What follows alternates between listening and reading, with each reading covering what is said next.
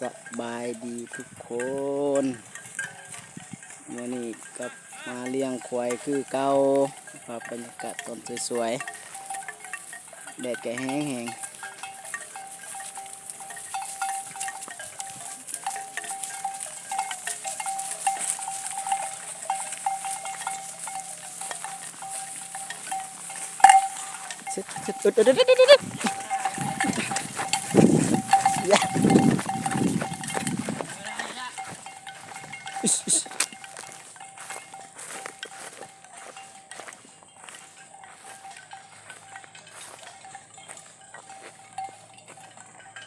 บรรยากาศในทุ่งนา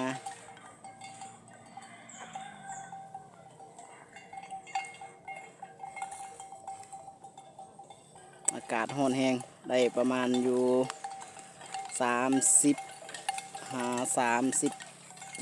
หรือ 38 องศา